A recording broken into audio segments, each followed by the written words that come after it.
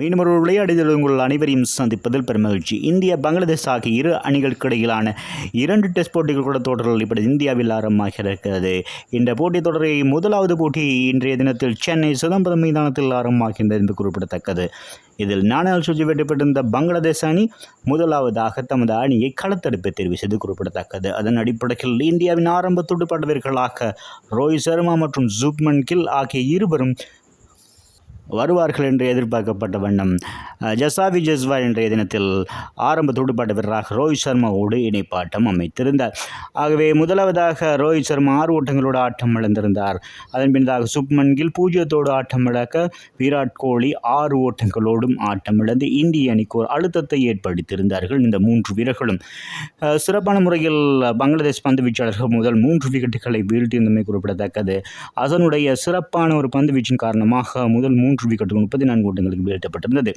அதன் பின்னதாக ஜசாவி ஜஸ்வால் இந்திய இளம் நட்சத்திரம் மற்றும் ரிஷாட் பண்ட் ஆகிய இருவருக்கு இடையிலான 4வது விக்கெட்டுக்காக இணைப்பாட்டம் 62 ஓட்டங்கள் பெறப்பட்டிருந்தது.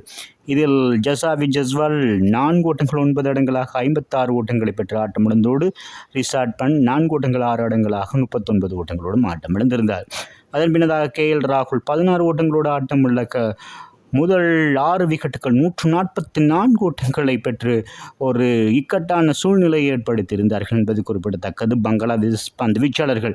ஆகவே இந்திய அணிக்கு ஒரு சிறந்த இணைப்பாட்டம் தேவை என்ற அடிப்படையில் இந்திய வரலாற்றிலே மிகவும் சிறந்த சகலத்துறை ஆட்டக்காரர்களாக விளங்குகின்ற ரவிச்சந்திரன் அஸ்வின் மற்றும் ரவீந்திர ஜடேஜா ஆகிய இருவரும் சிறந்த இணைப்பாட்டம் அமைத்திருந்தார்கள். 7வது விக்கெட்டுக்காக 195 ஓட்டங்களை பிரிக்கப்படாத இணைப்பாட்டமாக பெற்றுக் கொடுத்தது சிறப்பான விடயமாக மாறியிருந்தது. இந்திய அணிக்கு ஒரு முக்கியமான இணைப்பாட்டத்தை அமைத்திருந்தார்கள் என்பது குறிப்பிடத்தக்கது. சென்னை மைதானத்தில் இதுவரை பெறப்பட்ட 7வது விக்கெட்டுக்காக பெறப்பட்ட அதிகூடிய இணைப்பாட்டமாகும் இந்த 195 ஓட்டங்கள் பதியப்பட்டிருந்ததும் குறிப்பிடத்தக்கது. இதில் ரவிச்சந்திரன் அஸ்வின் சிறப்பான ஒரு தமிழக வீரராக நமது அணிக்காக சிறப்பாக சேவையாற்றி கொண்டிருக்கும் இந்திய அணிக்காக சேவையாற்றி கொண்டிருக்கின்ற ரவிச்சந்திரன் அஸ்வின் இன்றைய தினத்தில் தனது 6வது சதத்தினை பெற்றுக் கொடுத்திருந்தார். 4 ஓட்டங்கள் 10 மற்றும் 6 ஓட்டங்களங்களாக ஆட்டம் இழக்காது 102 ஓட்டங்களை பெற்றுக் கொடுத்ததோடு 6வது சதத்தினை பூர்த்தி செய்திருந்தார். ரவீந்திர ஜடேஜா அவருடைய சிறந்த பங்களிப்பு இந்திய அணிக்கு ஒரு சிறப்பான ஒரு விடயமாக மாறியிருந்தது.